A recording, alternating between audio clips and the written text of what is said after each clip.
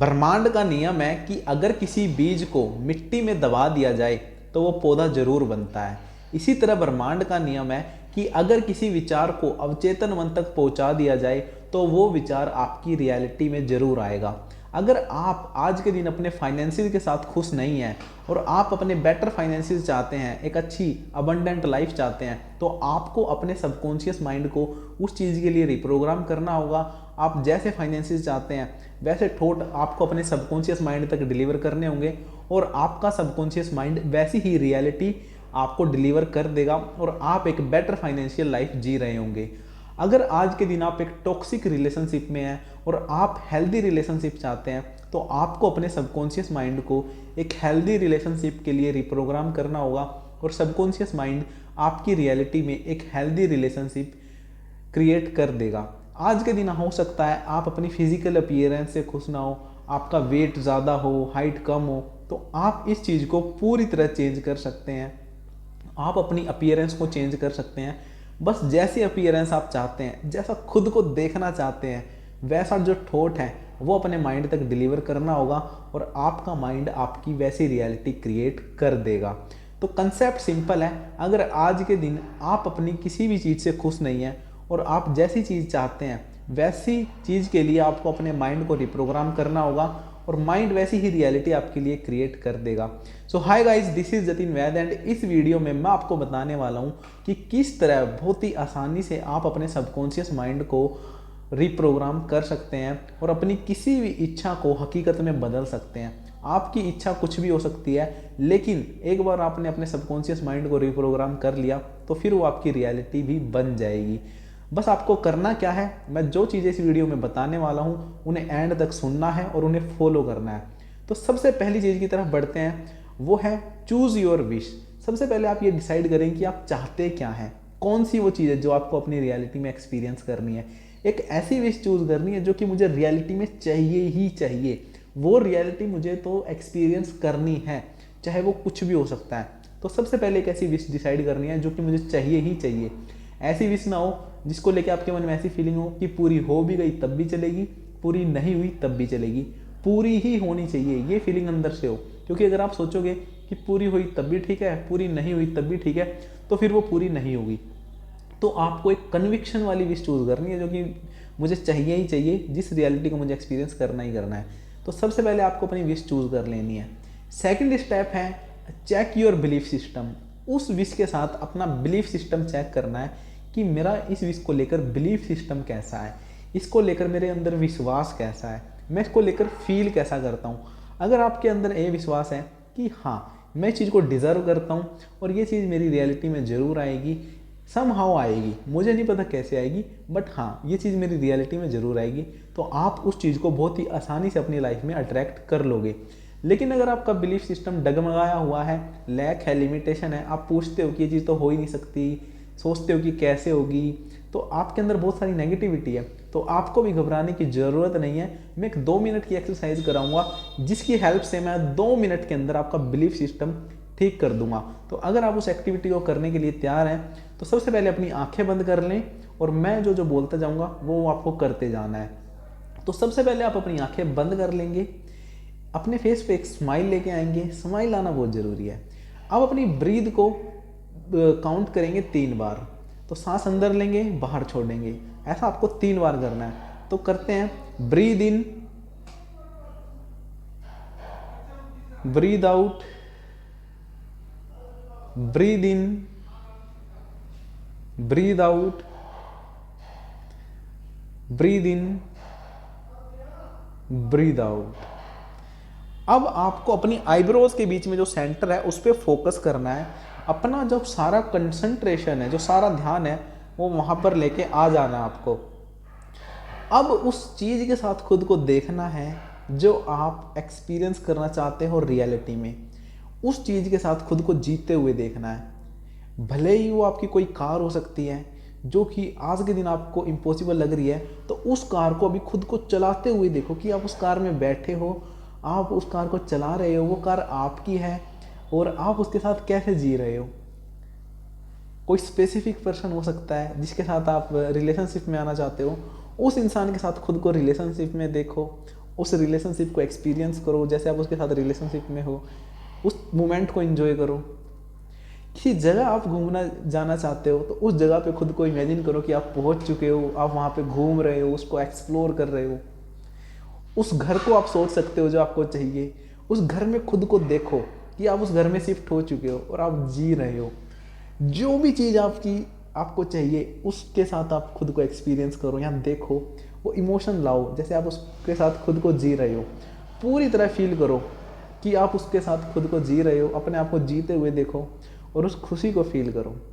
और अब अपनी आंखें खोल लो। बहुत सारे लोगों को ये रियलाइज़ हो गया होगा कि अगर आपके अंदर कोई बिलीफ सिस्टम है जो कि आपको रोक रहा है उस चीज़ के लिए, जो आपको विश्वास नहीं होने दे रहा कि ये चीज़ मुझे मिलेगी भी या नहीं, तो वो सिर्फ आपकी सोच है।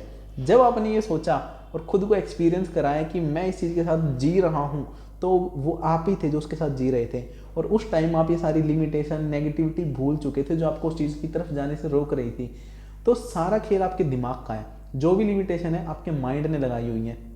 तो अगर आप अपने माइंड को या तो ये ठोट दे सकते हो कि चीज़ मुझे मिलेगी या नहीं, या फिर ये ठोट दे सकते हो कि ये चीज़ तो मुझे मिल के ही रहेगी। चॉइस आपकी है। अगर आप अपने माइंड को बिलीव कराना चाहते हो, अपना बिलीफ सिस्टम स्ट्रॉन्ग करना चाहते हो, तो उस चीज़ को फील करना स्टार्ट करो जैसे वो आपके पास आ चुकी है, आपको मिल चुकी है।